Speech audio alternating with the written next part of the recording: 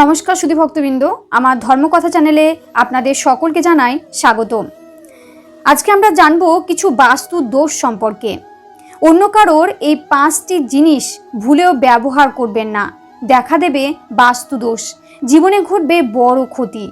বাস্তুশাস্ত্র জানাচ্ছে যে অন্যের কোনো জিনিস ব্যবহার করা উচিত নয়, এর ফলে বাস্তু দোষের মুখে আমাদের পড়তে হতে পারে।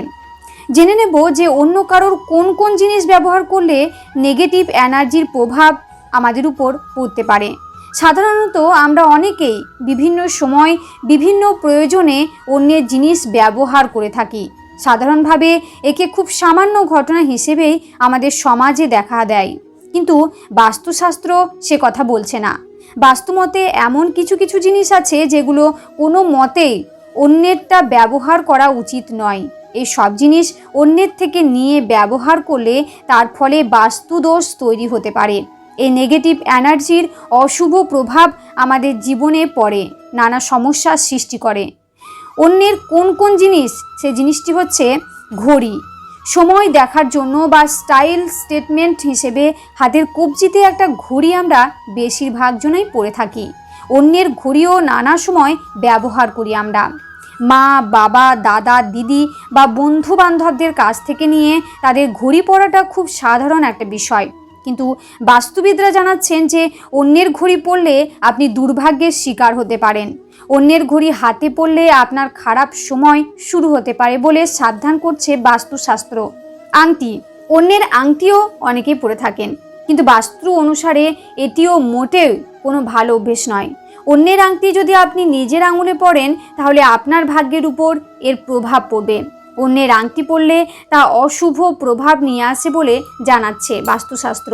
পোশাক, অন্যের পরা পোশাক ভুলেও নিজের গায়ে তুলবেন না। অন্যের পোশাক যদি নিতান্তই পরতে হয় তাহলে তা ভালো করে সাবান দিয়ে কেচে নিন, অন্যথায় এটি আপনার দুর্ভাগ্যের কারণ হতে পারে। এই কাজ করলে নানা প্রতিকূল পরিস্থিতির মুখে পড়তে হবে। বিছানা, বাস্তুশাস্ত্র অনুসারে অন্যের বিছানায় না শোয়ার পরামর্শ দেওয়া হচ্ছে, তবে অন্যের বিছানায় বসলে কোনো ক্ষতি নেই। নেহাতি যদি অন্যের বিছানায় শুতে আপনি বাধ্য হন তাহলে বেডশিটটা বদল করে নিতে পারেন। পেন, স্কুল কলেজে ছাত্রছাত্রীরা অনেক সময় বন্ধুর সঙ্গে নিজেদের পেন অদল বদল করে থাকে, কিন্তু বাস্তুশাস্ত্র বলছে যে অন্য কারোর পেনে লেখা জীবনে অশুভ প্রভাব নিয়ে আসতে পারে। অন্যের পেন ব্যবহার করলে পেশাগত জীবনে ক্ষতি হবে বলে সাবধান করছেন বাস্তু বিশেষজ্ঞরা। এবার আমরা জানব যে সকালে ঘুম থেকে উঠেই কোন কাজগুলি করা অত্যন্ত অশুভ, যে কাজগুলি করা আমাদের একেবারেই উচিত নয়। এই কাজগুলি করলে আমরা অনেক সময় বড় বাস্তুদোষের কবলেও পড়তে পারি। বাস্তুশাস্ত্র আমাদের জানাচ্ছে যে সকালে ঘুম থেকে উঠে কয়েকটি কাজ করতে নেই, এর ফলে আমাদের জীবনে নেগেটিভ এনার্জির প্রকোপ বাড়ে, সে কারণেই ব্যর্থতার মুখে পড়তে হয়।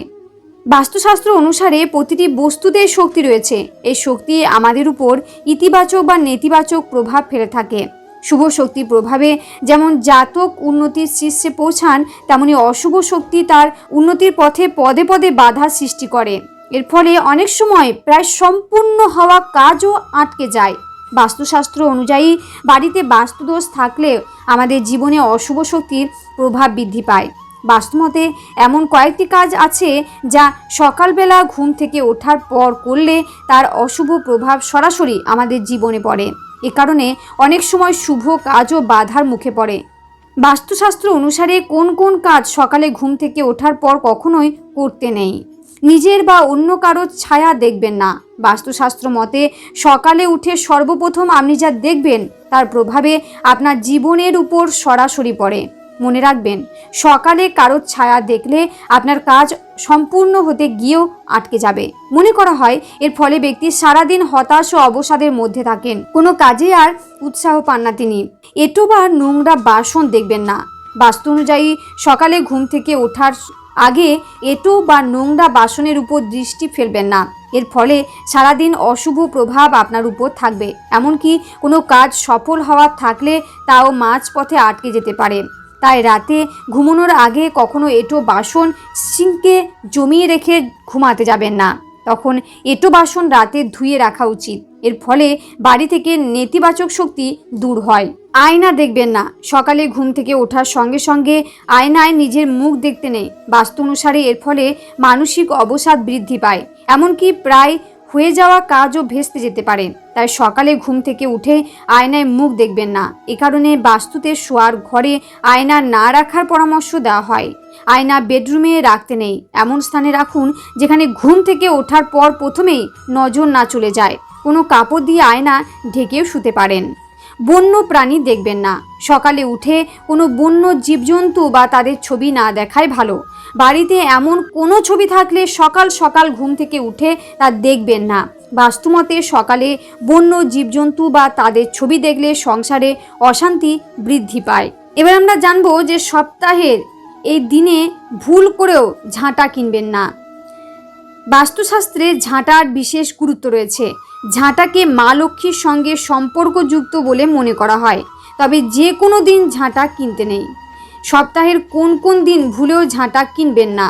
ঝাঁটা বা ঝাড়ুকে অত্যন্ত শুভ বলে মনে করা হয়। ঝাঁটাতে স্বয়ং মা লক্ষ্মী বাস করেন বলেই প্রচলিত বিশ্বাস। কারণ ঝাঁটা আমাদের ঘরবাড়ি পরিষ্কার রাখতে সাহায্য করে। আর যেখানে পরিচ্ছন্নতা সেখানেই বাস করেন মা লক্ষ্মী। সে কারণে ঝাঁটার সঙ্গে আমাদের সৌভাগ্য জড়িয়ে থাকে।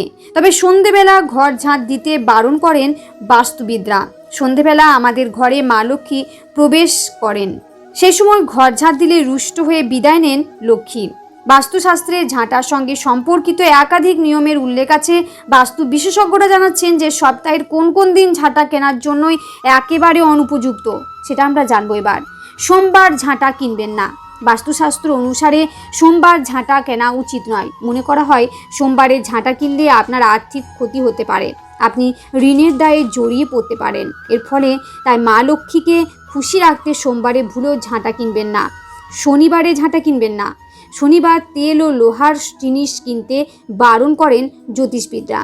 এর পাশাপাশি শনিবারে ঝাঁটা কিনলেও আপনি মা লক্ষ্মীর আশীর্বাদ থেকে বঞ্চিত হবেন। শনিবারে ঝাঁটা কেনা শুভ নয় বলে জানাচ্ছেন বাস্তুবিদরা। এর ফলে আপনি শনি ঠাকুরের রোষের মুখে পড়তে পারেন। জীবনে দুর্ভাগ্য এড়াতে চাইলে তাই শনিবার ভুলেও ঝাঁটা কিনবেন না। ঝাঁটা কেনার শুভ সময়। বাড়িতে ঝাঁটা কেনার প্রয়োজন হলে তা শুক্রবার বা মঙ্গলবারে কিনুন। এর ফলে মা লক্ষ্মীর আশীর্বাদ আপনার উপর থাকবে এবং সৌভাগ্য মজবুত হবে।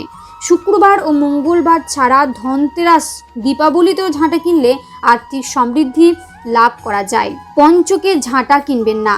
প্রতি মাসে 5 দিন ধরে পঞ্চক বলে।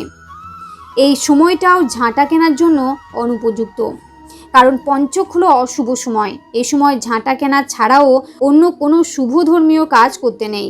ঘরের কোথায় ঝাঁটা রাখবেন?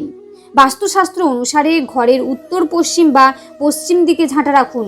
এর ফলে পজিটিভ এনার্জি আপনার জীবনে প্রবাহিত হয়। বাড়ির উত্তর পূর্ব বা দক্ষিণ পূর্ব দিকে ভুলেও ঝাঁটা রাখবেন না। অনেকেই বাড়িতে যেখানে ডাস্টবিন রাখেন সেখানে ঝাঁটা রেখে দেন। এটা অত্যন্ত ভুল কাজ। সঠিক স্থানে সঠিকভাবে ঝাঁটা রাখলে তবেই তার শুভ প্রভাব আপনি লাভ করতে পারবেন। বাস্তুশাস্ত্র সংক্রান্ত এই ভিডিওটি এখানেই শেষ হলো। এই ভিডিওটি দেখে যদি আপনাদের ভালো লাগে তাহলে অবশ্যই একটা লাইক করবেন এবং একটা কমেন্ট করবেন। যদি চ্যানেলে নতুন হয়ে থাকেন তাহলে প্লিজ চ্যানেলটি সাবস্ক্রাইব করবেন এবং পাশে থাকবেন। নমস্কার, সকলেই ভালো থাকুন, সুস্থ থাকুন।